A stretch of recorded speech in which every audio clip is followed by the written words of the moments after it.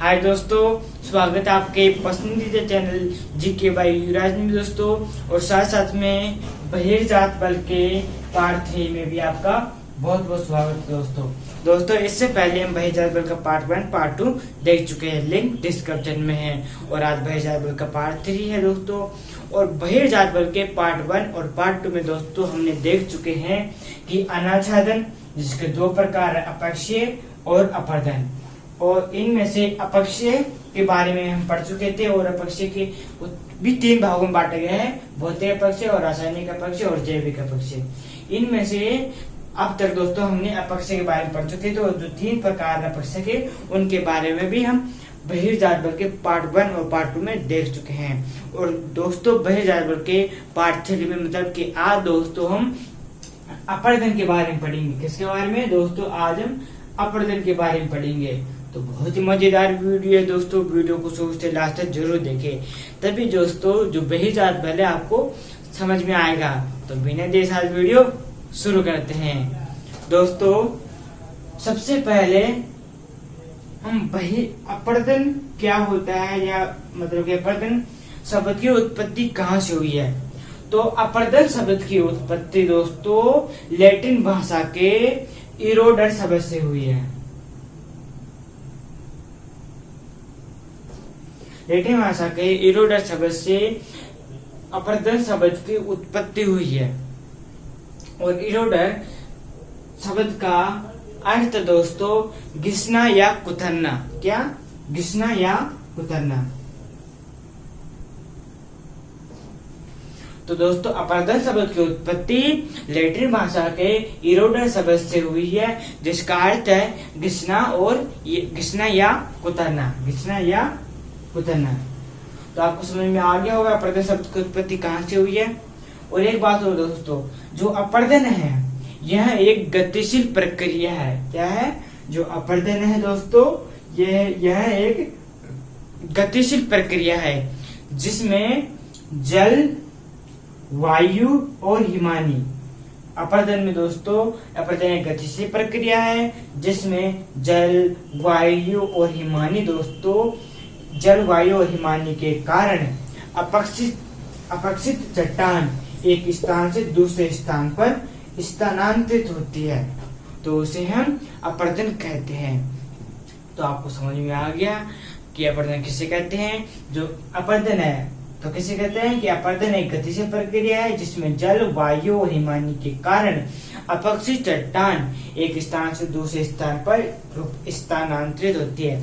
अपक्षित चट्टान का मतलब होता है दोस्तों विखंडित चट्टान। क्या? विखंडित चट्टान। तो आपको समझ में आ गया अपर्दन चट्टान किसे कहते हैं। और एक और दोस्तों, अपर्दन शब्द का सबसे पहले प्रयोग दोस्तों 1899 में एक अमेरिकी भूगोलवेत्ता थे। कौन? एक अमेरिकी भूगोलवेत्ता थे जिनका नाम था मॉरिस डेविस। क्या था? उनका नाम था मॉरिस डेविस। तो सबसे पहले अपर्दन शब्द का सबसे पहले प्रयोग 1899 में अमेरिकी भूगोलवेत्ता मॉरिस डेविस ने अपर्दन चक्कर के प्रक्रम में किया था। मॉरिस डेविस ने दोस्तों अपर्दन चक्कर के प्रक्रम में अपर्दन शब्द का सर्वप्रथम उपयोग किया था। तो आपको समझ में आ गया होगा दोस्तों। यहाँ 3 क्वेश्चन बनते हैं कि अब आपसे पूछा जाए कि अपर्दन शब्द की उत्पत्ति कैसे हुई है, कहाँ से हुई है। तो आप उसका आंसर होगा अपर्दन शब्द की उत्पत्ति लैटिन भाषा के इरोडर शब्द से हुई है, जिसका अर्थ है घिसना या कुतरना। और दूसरा क्वेश्चन बनता है यहाँ से कि अपर्दन क्या होता है। तो अपर्दन, आप उसका आंसर होगा अपर्दन एक गतिशील प्रक्रिया है जिसमें जल, वायु और हिमानी के कारण अपक्षित चट्टान एक स्थान से दूसरे स्थान पर स्थानांतरित होती है। और तीसरा क्वेश्चन पूछा जाएगा यहाँ से कि अपर्दन शब्द का सबसे पहले प्रयोग किसने किया था। तो उसका आंसर होगा दोस्तों अपर्दन शब्द का सबसे पहले प्रयोग 1899 में अमेरिकी भूगोलवेत्ता मॉरिस डेविस ने किया था अपने अपर्दन चक्कर के प्रक्रम में। तो आपको 3 क्वेश्चन बनते हैं यहाँ से, वो आपको समझ में आ गए 3 क्वेश्चन कौन कौन से हैं। तो अब अपर्दन के बारे में दोस्तों आगे जानकारी देख लेते हैं। आगे दोस्तों अपर्दन की विधियां। क्या?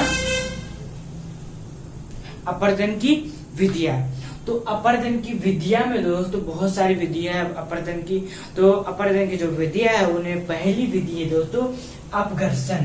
क्या? अपघर्षण। तो ये क्या है? ये सभी क्या है? ये अपर्दन की विधियां है दोस्तों। तो पहली विधि है अपघर्षण। तो दोस्तों अब आप पूछोगे अपघर्षण क्या होता है? तो जब अपर्दन कारक द्वारा अपने साथ ले जा रहे अवसाद या चट्टानों के संपर्क में आने वाली चट्टानों के अपर्दन को अपघर्षण कहते हैं। ये क्या है? यह अपघर्षण की परिभाषा है, या हम कह सकते हैं अपघर्षण किसे कहते हैं? वह है किसे कहते हैं कि जब अपर्दन कारक द्वारा अपने साथ ले जा रही अवसाद या चट्टानों के संपर्क में आने वाली चट्टानें दोस्तों आने वाली चट्टानों के अपर्दन को अपघर्षण कहते हैं। इसको अब अच्छे से मिलते हैं दोस्तों कि दोस्तों ये एक पहाड़ है। क्या है? यह एक पहाड़ है और यहाँ से इस पहाड़ के यहाँ से दोस्तों एक नदी बह रही है। क्या बह रही है? एक नदी बह रही है और यहाँ से जो नदी बह रही है उसमें अवसाद है। क्या है? अवसाद है। तो अवसाद में क्या क्या होंगे? अवसाद में होंगे मलबा, कंकड़, पत्थर और चट्टाने।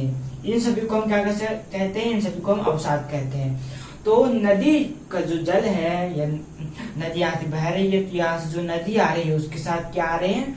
नदी के साथ अवसाद आ रहे हैं। ये सभी नदी के साथ अवसाद आ रहे हैं और जब नदी के साथ अवसाद आ रहे हैं तो ये जो परत है मतलब ये जो यहाँ जो चट्टान है वह इन अवसाद के कारण टूट जाती है। मतलब इन अवसाद के कारण दोस्तों ये जो चट्टाने हैं इनका अपर्दन हो जाता है। तो उसे हम इस क्रिया को हम क्या कहते हैं? इस क्रिया को हम अपघर्षण कहते हैं। जैसा कि यहाँ बताया गया था कि जब अपर्दन कारक द्वारा अपने साथ ले जा रही अवसाद चट्टानों के संपर्क में आने वाली चट्टानों के अपर्दन को अपघर्षण कहते हैं। कि आने वाली चट्टानों के संपर्क में अवसाद के संपर्क में जो चट्टानें आती है उसके अपर्दन को अपघर्षण कहते हैं। और अपघर्षण के कारण क्या है? अपघर्षण के कारण क्या है दोस्तों? तो अपघर्षण के कारण है नदी जल। तो नदी जल के कारण भी अपघर्षण हो सकता है, भूमिगत जल के कारण भी अपघर्षण हो सकता है और हिमानी के कारण भी अपघर्षण हो सकता है और पवन के कारण भी दोस्तों अपघर्षण हो सकता है। तो दोस्तों नदी जल में भी अपघर्षण क्रिया होती है, भूमिगत जल में भी अपघर्षण क्रिया होती है, हिमानी में भी दोस्तों अपघर्षण क्रिया होती है और पवन के कारण भी अपघर्षण क्रिया होती है। और ये सभी क्या है? ये सभी अपघर्षण के कारण हैं और अपर्दन के कारक हैं। तो क्या है?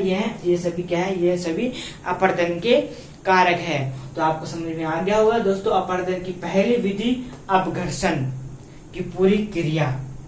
तो अपघर्षण क्या होता है दोस्तों? फिर से रिवाइज कर लेते हैं कि जब अपर्दन कारक, तो अपर्दन कारक कौन कौन से हैं? नदी जल, भूमिगत जल, हिमानी और पवन। जब अपर्दन कारक ये सभी के द्वारा अपने साथ ले जा रहे अवसाद में मलबा, कंकड़, पत्थर और चट्टानें अपने साथ ले जा रहे ये सभी मतलब अवसाद या चट्टानों के संपर्क में जो भी चट्टानें आती है यहाँ इन चट्टानों के जब अपर्दन हो जाता है तो इस पूरी क्रिया को हम क्या कहते हैं? इस पूरी क्रिया को हम अपघर्षण कहते हैं। तो दोस्तों ये थी हमारी अपर्दन की पहली विधि अपघर्षण। तो दोस्तों जो दूसरी विधि है वह भी देख लेते हैं। आगे दोस्तों अपर्दन की विधियों में दूसरी, तीसरी और चौथी विधि। दूसरी है सन्निघर्षण। सन्निघर्षण क्या होता है? कि पवन, नदी या लहरों के साथ प्रवाहित सेल कण एवं टुकड़े आपस में रगड़ खाकर दोस्तों टूटते रहते हैं, उसे हम सन्निघर्षण कहते हैं। कि जब पवन, नदी या लहरों के साथ प्रवाहित सेल मतलब चट्टाने, तो प्रभावित चट्टानों के कण एवं चट्टानों के जो टुकड़े हैं वह आपस में रगड़ खाकर दोस्तों वो टूटते रहते हैं, तो उसे हम सन्निघर्षण कहते हैं। तो सन्निघर्षण के कारण कौन कौन से हैं? तो कारण है पवन, नदी जल और भूमिगत जल। कि पवन में भी पवन में सन्निकर्षण क्रिया होगी, नदी जल के कारण भी सन्निकर्षण होगा और भूमिगत जल के कारण में दोस्तों सन्निकर्षण होगा। तो आपको समझ में आ गया सन्निकर्षण। अपरदन की दूसरी विधि सन्निकर्षण। अपरदन की तीसरी विधि है दोस्तों संसारण। क्या? संसारण। तो संसारण क्या होता है कि जब चट्टानें जल में घुलकर अपरदित होती है तो उसे हम संसारण कहते हैं। कि जब चट्टानें जल में घुलकर अपरदित होती है, जब जल में घुलकर टूटती है तो उसे हम संसारण कहते हैं। तो संसारण किन किन में होगा? संसारण भूमिगत जल के कारण होगा। तो भूमिगत जल के कारण भी संसारण हो सकता है और नदी जल के कारण भी संसारण होता है। तो भूमिगत जल के कारण संसारण होता है और नदी जल के कारण संसारण होता है। तो आपको समझ में आ गया कि जब चट्टानें जल में घुलकर अपरदित होती है तो उसे संसारण कहते हैं। भूमिगत जल के कारण और नदी जल के कारण संसारण क्रिया होती है। अब अपरदन की चौथी विधि है जल गति क्रिया। क्या? जल गति क्रिया। तो जल गति क्रिया क्या होती है कि तीव्र गति से बहते जल के कारण चट्टानों का टूटना क्या कहलाता है? चट्टानों का टूटना जल गति क्रिया कहलाती है। कि जब तीव्र गति से जल बहता है तो तीव्र गति से बहते जल के कारण जो चट्टानें हैं वह अपरदित हो जाती है तो उसे हम जल गति क्रिया कहते हैं। तो नदी जल के कारण जल गति क्रिया होगी और सागरीय लहर के कारण जल गति क्रिया होगी। तो तीव्र गति से बहते जल के कारण चट्टानें टूट जाती है तो जल गति क्रिया कहते हैं। नदी जल के कारण और सागरीय जल के कारण जल गति क्रिया होती है। तो ये थी हमारी अपरदन की चौथी विधि जल गति क्रिया। तो अपरदन की दूसरी विधि सन्निकर्षण समझ में आ गया कि पवन, नदी या लहरों के साथ प्रभावित सेल, कण एवं टुकड़े आपस में रगड़ खाकर टूटते रहते हैं तो उसे सन्निकर्षण कहते हैं। अपरदन की तीसरी विधि संरक्षण। जब चट्टानें जल में घुलकर अपरदित होती है तो उसे हम संसारण कहते हैं। चौथी विधि जल गति क्रिया। तीव्र गति से बहते जल के कारण चट्टानों को टूटना जल गति क्रिया कहलाती है। तो ये थी हमारी अपरदन की पहली विधि हो चुकी थी, दूसरी विधि, तीसरी विधि और चौथी विधि। अब अपरदन की जो पांचवी विधि है वह भी देख लेते हैं। आगे दोस्तों अपरदन की पांचवी विधि, छठी विधि और सातवीं विधि।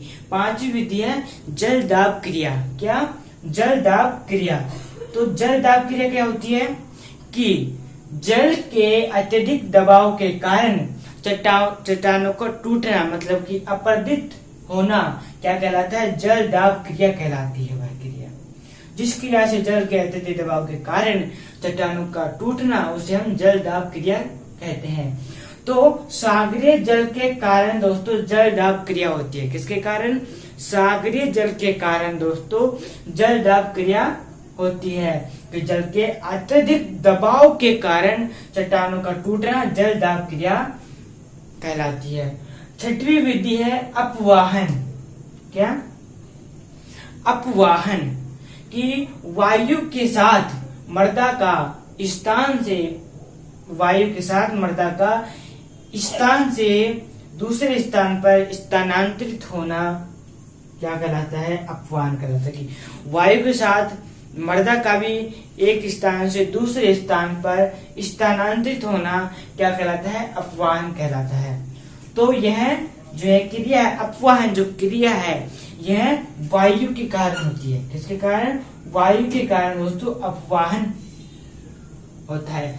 कि वायु के साथ मर्दा का एक स्थान दूसरे स्थान पर स्थानांतरित होना क्या कहलाता है? अपवाहन। और वायु के कारण अपवाहन होता है। सातवीं विधि है उत्पाटन। तो उत्पाटन क्या होता है दोस्तों? कि हिमानी मतलब ग्लेशियर, हिमानी द्वारा अपने मार्ग में आने वाली चट्टानों को तोड़कर अपने साथ ले जाना क्या कहलाता है? उत्पाटन कहलाता है। कि हिमानी द्वारा अपने